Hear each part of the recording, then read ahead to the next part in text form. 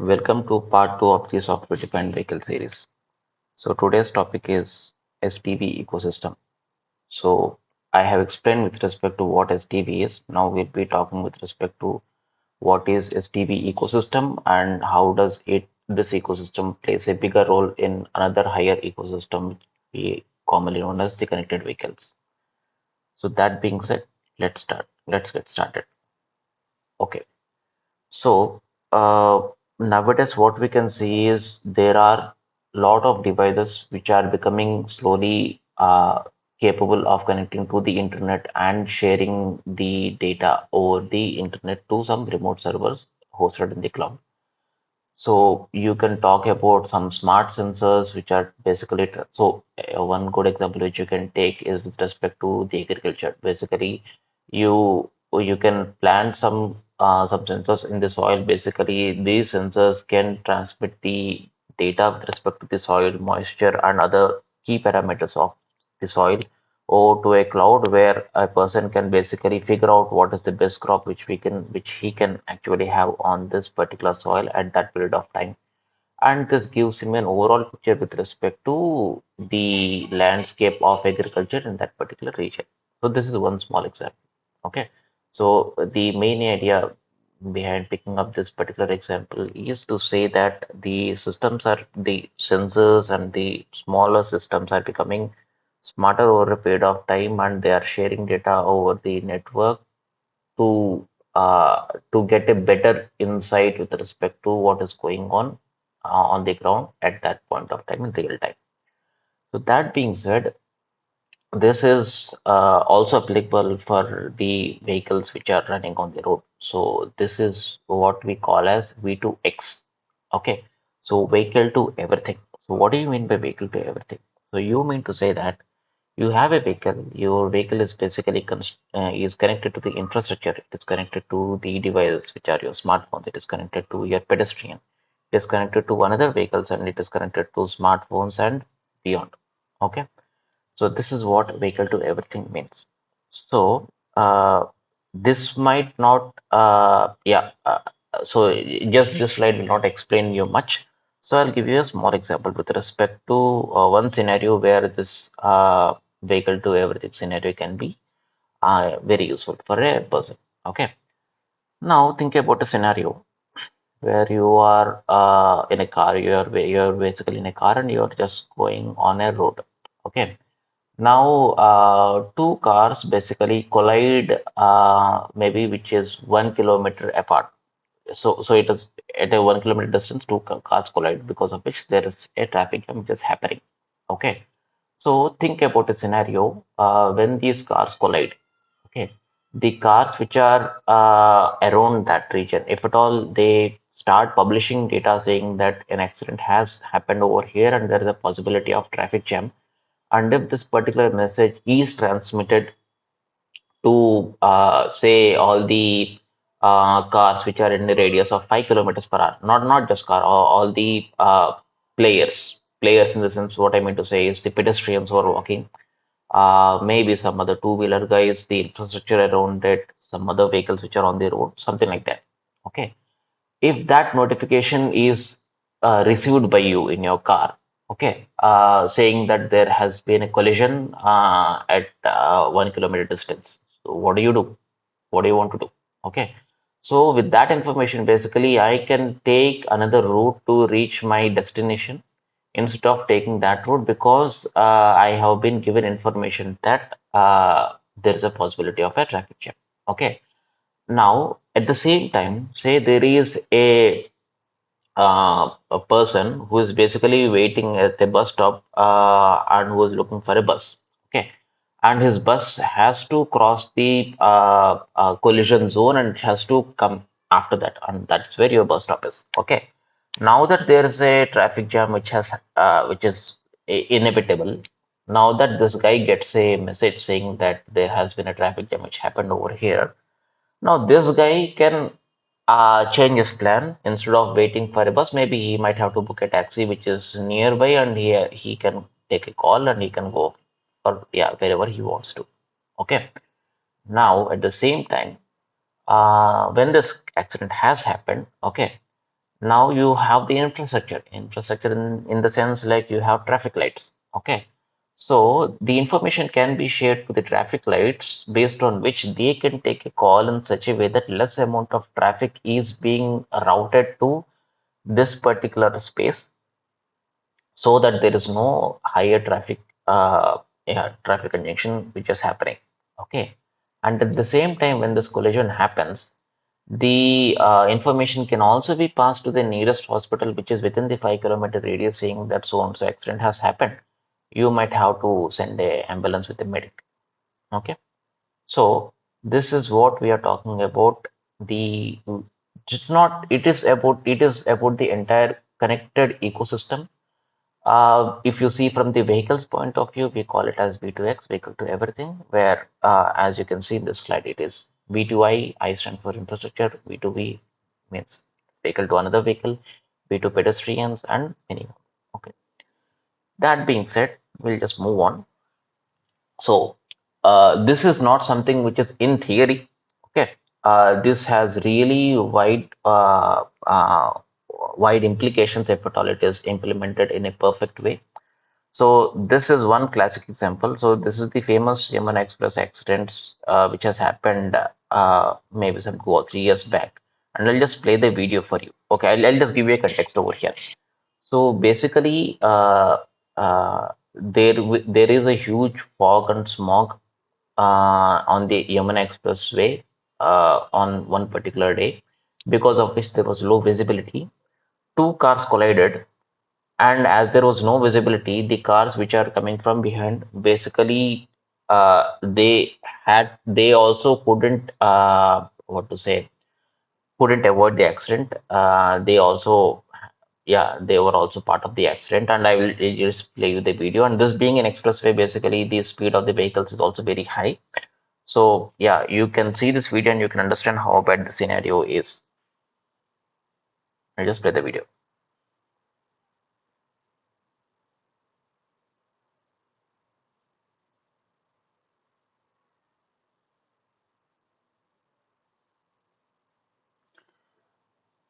So the entire video is available over the internet. So I will put the link of that particular video in the description of this video. Okay, you can just have a look at the complete video. But think of it in this way. What would have happened if at all these vehicles were connected? The moment two vehicles collide, all the vehicles which are coming towards that particular area could have been informed saying that yeah, there is a collision which has happened. So be very careful. The collision has happened at this particular location, and take this location as a reference and make sure just figure out how far you are from this particular point and do the needful so that you can avoid this accident. So this particular scenario, what I am showing you right now, could have been completely avoided if at all these V2X capabilities were over here. Okay. That being said, we'll just move on. Okay. So why are we talking about this connected vehicles, and why are we talking about, yeah, especially the connected vehicles right now? Okay. So the main reason is right now we are talking about 5G, where the internet speeds are insanely high. Okay. And you do have good infrastructure for connectivity infrastructure out there, so that all these yeah devices, vehicles, and everything can be connected with ease to the infrastructure. And you do have powerful hardwares available out there which can realize all these what to say, applications. And there are many more reasons. Okay, with that being said, we'll come back to our SDV topic. So why did I show you about connectivity in this SDV, what to say, in this SDV video is, when you're talking about SDV, you're talking about a system or a vehicle which basically evolves over a period of time. Okay, so you need to get some better software updates to be able to communicate over the internet with other vehicles, with other infrastructure, and all these things. So if vehicles have to become part of this connected ecosystem, it has to be SDV enabled, or else the chances of that being realizing its 100% potential is almost zero. So you can somehow realize, but you can't realize it to the fullest potential without SDV. So that being said, we'll just fall back to the actual topic. So SDV, which we are talking right now, is not something which is very much relevant only to the automotive OEMs and the suppliers who are supplying to these OEMs. It is way beyond that. So we are talking about, yeah, OEMs and suppliers are the what to say, the direct people who are involved in it anyways. Apart from that, you have the semiconductor industries which have to provide the hardware which can basically handle this kind of applications and this kind of requests. And you have the pure software companies. So what do I mean by pure software companies? So I am talking about companies which basically provide the underlying OS. So if you talk about Google, so Google basically gives Android Automotive. So this is the OS which basically runs in the cars infotainment systems nowadays, at least in India. And you're talking about BlackBerry. So yeah, so the BlackBerry is not yet dead; it is still around there. So the BlackBerry guys basically they have their OS which is called as they have their embedded Linux OS, so which they call as QNX. So this OS is an SLD rated OS, which means that it is an automotive grade certified operating system. And you do have the cloud providers being Microsoft, Amazon, Google, and all these guys who have to basically give the infrastructure support over the cloud so that all these vehicles can be connected to one single system, and these can be monitored over a period of time and take the data in, make some good response out of it. Okay, so that being said, we'll just move on. So now if if I start drawing parallels between the mobile industry and the automotive industry, so we'll have some what to say, yeah. Uh, so we can find out some patterns. So the patterns are basically uh, the both these systems will be basically shipped with powerful hardwares. Okay, and both these will be provided with frequent updates for making things better on this hardware. Okay, and there is one critical component over here which actually makes our smartphone smarter, if we speak about our smartphone uh, terms. So that is basically our app store. Okay, so app store basically gives the user the flexibility of using his device or his mobile phone the way he wants to. Okay, so now if I have an app store, and if yeah, if I have a smartphone, and if I'm very much into gaming, so the device gives me flexibility of installing whatever game I want and play with. And so this is something which is basically crucial and which makes our smartphone smart. Now, imagine a world where you have your iPhone and it doesn't have an app store. How good that phone would be. It would be like your any other older phone. But actually, this happened in the year 2007. So when Steve Jobs has actually released the iPhone in the year 2007, July of 2007, I guess, there was no app store. Okay. So for an and the app store were released to the public in the year 2008 for the developers to develop on top of that. So for almost 1 year, you had an iPhone which can only run 16 apps which are pre-installed, which are your calendar, calculator, and your contacts. So these are some of the standard apps which you can think of, 16 of them. Okay. And the developers were given option of deploying their own custom apps on the Safari browser. This was the App Store from 2007 July till 2008. So you can open your Safari browser, and the developers have their own specific apps on which will basically run on the Safari browser. So this is how the actual App Store was, and as you can imagine, the experience of the users was pretty bad, and this particular idea was scrapped off, and App Store was rolled out the very next year. So this is something which we are actually seeing nowadays. Okay, so what we are talking is, say I have a car. This is what your car does nowadays. And say today is my birthday. So on the dashboard or on the infotainment screen, basically a greetings message will be shown saying that happy birthday, and maybe even a song might also be played. This is what we have right now. Now think about a scenario where basically a car greets you or wishes you happy birthday by performing a dance and playing a song. Okay, this is not something from science fiction. This is 100% possible. I'll tell you how in the technical way. So, say your car is basically parked in a parking lot. Okay, let us imagine that your car is there and it is parked in a parking lot and there are no cars around it. Okay. Now, the car basically already has sufficient intelligence to figure out what are all the obstacles around it, and these obstacles are at what distance. Okay. So you have the camera module, you have the ultrasonic sensors, you have the radar to figure out what are all the obstacles which are out there. Okay.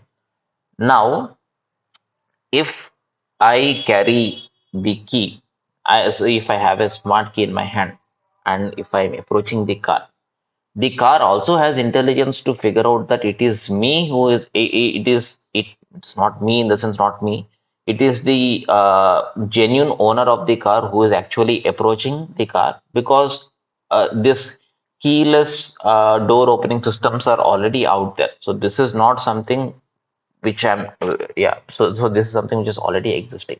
Okay, for now let us uh, kind of imagine that the car has already a mechanism of figuring out, maybe through facial recognition or whatever, that I am the one who has actually carrying the key. Okay.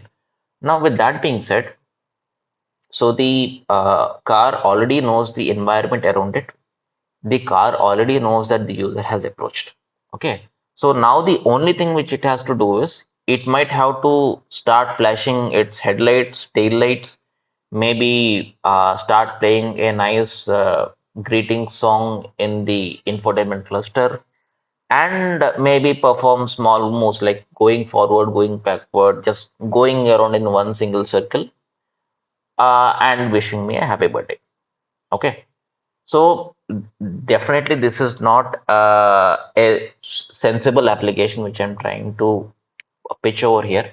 But my attempt is to make a layman understand what could be the capabilities which these apps or the third party softwares, when they start running on a car, can provide us. Okay. So this is something which is possible because all the basic modules necessary for performing this app for these actions are already embedded in the car itself. So you just need to make use of these modules, signals out of from outputs of these modules, and build something on top of it. So this is one simple example which I could think of. So then we come to this point of App Store for a car. So in that case, basically every OEM, say Benz, are selling their cars.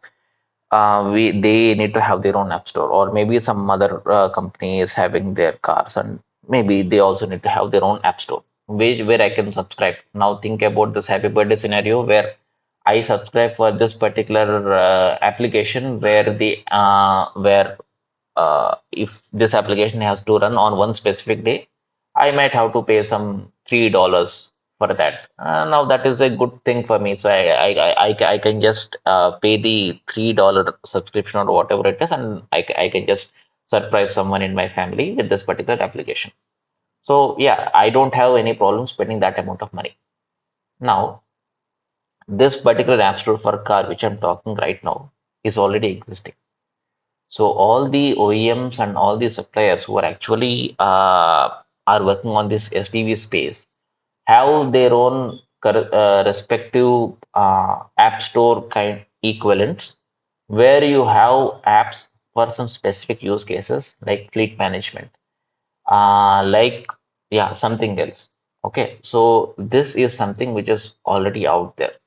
So if we talk about so as the concluding note of this particular video, so if we talk about SDV and the ecosystem, so it is not just the hardware and it is not just the frequent updates, but the power of hosting any third party application on a particular app store kind of a thing, which can be deployed on the car, is already out there, and it is yet to come to general public, but these things are already happening. That being said, basically, we conclude this SDV ecosystem video for now. The next videos will be in technical line, where we will be speaking with respect to what are all the technologies which are used to realize this particular SDV, yeah, topic. Thank you.